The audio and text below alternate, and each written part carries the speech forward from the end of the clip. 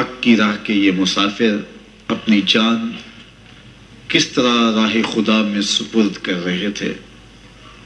اہل کوفہ سہمے ہوئے ڈرے ہوئے ابن زیاد کے دربار میں بیٹھے تھے، اور امام حسین رضی اللہ تعالی عنہ کے قتل کا، ان کی شہادت کا انہیں دکھ تو تھا، لیکن ان کے اندر ہمت، طاقت اور توانائی نہیں تھی۔ ان کی تلواریں یزید کے ساتھ رہیں اور دل امام حسین رضی اللہ تعالی عنہ کے ساتھ رکھنے کی بات کرتے تھے۔ پھر یہ قافلہ کوفہ سے چلتے چلتے دمشق کی جانب عازم سفر ہوا۔ ایک اونٹ پہ تین لوگوں کو سوار کیا گیا تھا۔ امام زین العابدین کو سوار بھی کیا گیا اور بدن پر زنجیریں بھی باندھی گئیں، جکڑ کر کے سواری پہ بٹھایا گیا۔ اللہ اکبر! جہاں جہاں سے یہ لوگ گزرتے، لوگوں کو ان کی حالت پہ رحم آتا۔ بہت سارے لوگ نہیں جانتے تھے یہ کون ہیں۔ عمومی طور پہ راستوں میں یہی بتایا گیا کہ کچھ باغی لوگ ہیں جنہوں نے حکومت سے بغاوت کی، تو ان کے کیفر کردار تک پہنچا دیا گیا۔ راستے میں ایک گرجا گھر آیا اور وہاں یہ لوگ رات رکتے ہیں۔ گرجا گھر کی دیوار پہ لکھا ہوا تھا: اترجو امت قتلت حسینا شفاعت جدہ یوم الحساب۔ کیا وہ امت جنہوں نے حسین ابن علی کو شہید کیا، قیامت کے دن انہی کے نانے سے شفاعت مانگیں گے؟ کس منہ سے شفاعت طلب کریں گے؟ اسی حسین ابن علی کے نانا سے، جن کے بیٹے کو، جن کے شہزادے کو، نواسے کو ان لوگوں نے شہید کیا۔ جب یہ تقدس مآب قافلہ دمشق پہنچا تو راستے میں ایک شخص قرآن مجید کی تلاوت کر رہا تھا، اپنے مکان کی چھت پہ بیٹھ کے تلاوت کر رہا تھا، اور یہ قافلہ اس طرح سے گزر رہا تھا کہ شہیدوں کے کٹے ہوئے سر نیزوں کی نوک پہ تھے، اور عصمت شیار خواتین اور امام زین العابدین اونٹوں پہ بندھے ہوئے تھے۔ تو پڑھنے والا تلاوت کر رہا تھا کہ کہف اور رقیم یہ ہماری نشانیوں میں سے بڑی عجیب نشانیاں ہیں۔ تو جب وہ پڑھ رہا تھا تو سر حسین سے آواز آئی: یا تالی القرآن، اے قرآن پڑھنے والا، اصحاب کہف سے زیادہ عجیب قتلی و حملی، میرا قتل کرنا اور نیزے کی نوک پہ چڑھایا جانا ہے۔ یہ قافلہ یزید کے دربار میں پہنچتا ہے۔ یزید بہت خوش ہوا اور اس نے حضرت امام زین العابدین رضی اللہ تعالیٰ عنہ سے کہا کہ تمہارے باپ نے میری حکومت کے خلاف بغاوت کی اور وہ اپنے انجام کو پہنچے۔ تو آپ نے جواب میں قرآن مجید کی آیات کی تلاوت کی اور اہل بیت کے مناقب اور فضائل بیان کیے۔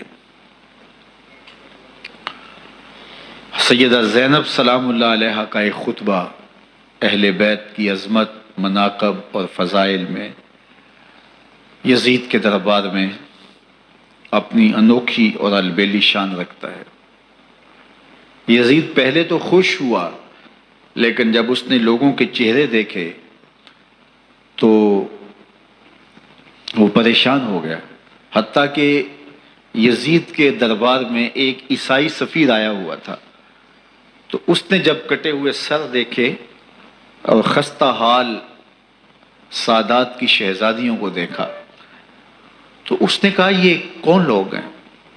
تو اسے بتایا گیا، تو اس نے بڑے تعصف کا اظہار کیا، کہا کتنے بد نصیب لوگ ہو، ہمارے پاس حضرت عیسیٰ علیہ السلام کے گدھے کا کھر موجود ہے اور ہم اسے بھی عزت کی جگہ پہ رکھے ہوئے ہیں، اور تم کتنے بدبخت ہو، اپنے رسول کے نواسے کو شہید کر دیا۔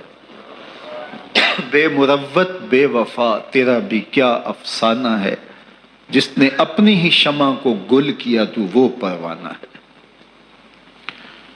تو یزید نے جب لوگوں کے تیور دیکھے اور بدلتے ہوئے حالات دیکھے تو اس نے تعصف کا اظہار کیا اور کہا اللہ برا کرے ابن زیاد کا، وہ امام حسین کو میرے تک پہنچنے دیتا تو میں ان سے اچھا معاملہ کر لیتا۔ کچھ لوگ اس سے یزید کو بری الذمہ قرار دینے کی کوشش کرتے ہیں، لیکن یزید کے اپنے حکم سے سب کچھ ہوا۔ ابن اسیر نے لکھا ہے کہ جب یزید مرا تو ابن زیاد دمشق آ رہا تھا، اس کے ساتھ مسافر بن شریح بھی تھا، تو اچانک وہ کچھ سوچنے لگا۔ تو مسافر بن شریح نے کہا کہ ابن زیاد میں تمہیں بتاؤں تم کیا سوچ رہے ہو؟ کہا بتاؤ۔ کہا تم یہ سوچ رہے ہو کہ میں نے نواسہ رسول کو شہید کیوں کیا؟ تو کہنے لگا کہ یہ مجھے یزید کا حکم تھا، اور اگر میں نواسہ رسول کو شہید نہ کرتا تو وہ مجھے قتل کر دیتا۔ اور جب مسلم بن عقبہ کو مدینہ المنورہ کی حرمت کو پامال کرنے کے لیے اور حضرت عبداللہ ابن زبیر رضی اللہ تعالیٰ عنہ کی خلافت کے اعلان کے بعد مکہ المکرمہ پر حملے کے لیے جو یزید نے بھیجا، تو اس سے قبل اس نے ابن زیاد کو کہا کہ یہ کام تم کرو۔ تو ابن زیاد نے جو جواب دیا وہ یہ تھا کہ میں تمہارے کہنے پہ پہلے ہی نواسہ رسول کو شہید کر چکا ہوں، اب نواسہ رسول کو شہید کرنا اور کعبۃ اللہ کی حرمت کو پامال کرنا، یہ دو چیزیں میں جمع نہیں کروں گا، اور اس نے بادشاہ کے حکم کا انکار کر دیا۔ تو یزید نے امام حسین رضی اللہ تعالیٰ عنہ کی شہادت کا حکم دیا تھا ابن زیاد کو، اور یہ دو گواہیاں میں نے ابن زیاد سے آپ کے سامنے رکھی۔ باقی اس کا یہ سیاسی پیترا کہ وہ تعصب کا اظہار کرے، تو قاتل کی پشیمانی مقتول کی اہمیت تو بڑھا سکتی ہے، لیکن قاتل کے دامن سے قتل کا داغ نہیں دھو سکتی۔ تو حضرت امام حسین رضی اللہ تعالی عنہ کا قتل یزید کو اب نظر آ رہا تھا مجھے بہت مہنگا پڑے گا، آخرت تو برباد ہوئی ہی ہوئی، دنیا بھی میں نے برباد کر لی اور میری حکومت بھی مستحکم نہیں رہ سکے گی۔ تو اب اس نے یہ کہنا شروع کر دیا کہ خدا برا کرے ابن مرجانہ کا کہ وہ راستہ دے دیتا اور امام حسین کو میرے تک پہنچ دیتا۔ حضرت امام زین العابدین سے اب وہ لجاجت کرنے لگا اور کہنے لگا کہ حضرت آپ کچھ ارشاد فرمائیے۔ تو آپ نے تین چیزیں ارشاد کی۔ آپ نے فرمایا ایک تو ہمیں خیریت سے مدینے بھیج دو، اور دوسری بات کہ قاتلان حسین کو ان کے کیفر کردار تک پہنچاؤ، اور تیسری بات مجھے دمشق کی جامع مسجد میں خطبہ جمعہ کی اجازت دو۔ اس نے کہا کہ خطبہ جمعہ کی اجازت بھی دیتا ہوں، آپ کو خیریت سے مدینہ المنورہ بھی روانہ کر دیا جائے گا، لیکن قاتلان حسین کو کیفر کردار تک پہنچانا یہ میرے بس میں نہیں ہے، یہ ممکن نہیں ہے۔ اب مجھے بتائیے حاکم وقت ہو اور اتنا بڑا سانحہ اور واقعہ ہو گیا ہو تو وہ وہیں کھڑے کھڑے معذرت کر لے کہ یہ اس بات کو رہنے دو، تو اس کا مطلب سمجھنے میں کسی بھی باشعور شخص کو دیر نہیں لگتی۔ اسے چاہیے تھا کہ وہ کہتا کہ میں اس کی تحقیق کروا کے جو بھی مجرم ہے وہ کیفر کردار تک پہنچے گا، اور آپ نہ بھی کہتے تو یہ میں کرتا چونکہ میں حاکم وقت ہوں۔ لیکن اس نے فوراً کہا کہ یہ ممکن نہیں ہے، تو اس کا مطلب کیا کہ مجرم میں خود ہوں، تو میں اس سے جو ہے وہ بچنا چاہتا ہوں۔ تو اس نے حضرت امام زین العابدین کو کہا دو شرطیں تو قبول ہیں، لیکن یہ تیسری شرط قبول نہیں ہے اور یہ ممکن نہیں ہے۔ تو یہ واضح اس بات کا اشارہ ہے کہ یزید کے حکم سے، اس کی منشا سے اور اس کے کہنے سے حضرت امام کو شہید کیا گیا، اور اس نے حضرت امام حسین رضی اللہ تعالی عنہ کے مبارک لبوں پر چھڑیاں بھی ماری اور آپ کے دانتوں پر ضربیں لگائیں چھڑیوں کی۔ وہ تو ایک صحابی وہاں موجود تھے جو کھڑے ہو گئے، انہوں نے کہا ارفع ھذا القدیب عن ھاتین الشفتین، ان ہونٹوں سے چھڑی ہٹا لے، میں نے ان آنکھوں سے رسول اللہ کو یہ ہونٹ چومتے ہوئے دیکھا ہے۔ جس طرح ابن زیاد کے دربار میں ہوا تو یہاں بھی ہوا۔ اللہ اکبر۔ تو یزید اپنے تئیں خوش تھا، لیکن لوگوں کے احتجاج کی سکت نہیں لا سکتا تھا کہ نواسہ رسول کو شہید کر دیا گیا، تو وہ یوں اپنی بات کو چھپانا چاہتا تھا اور بات ابن مرجانہ ابن زیاد پہ ڈالنا چاہتا۔ لیکن ابن زیاد کہتا ہے کہ اگر یزید کے کہنے پہ میں امام حسین کو قتل نہ کرتا تو میں قتل کر دیا جاتا، اور میں غزوہ کعبہ اور قتل امام حسین دونوں کو جمع نہیں کر سکتا، لہٰذا اب میں یزید کا یہ حکم نہیں مانوں گا، اس نے پہلے مجھ سے بہت بڑی زیادتی کروائی ہے۔ یہ تاریخ کی معتبر کتابوں کے اندر موجود ہے۔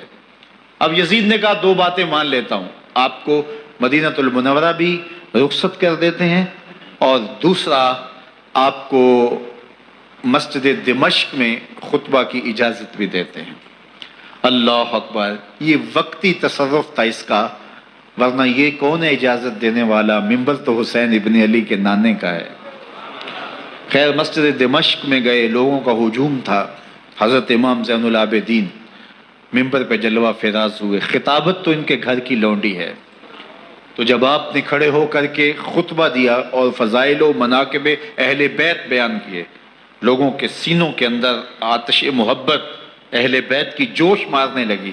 یزید ڈر گیا کہ اگر کچھ دیر خطبہ جاری رہا تو کہیں ایسا نہ ہو کہ لوگ میرے خلاف اٹھ کھڑے ہوں، تو اس نے مؤذن کو اشارہ کیا اور وہ اذان دینے لگا۔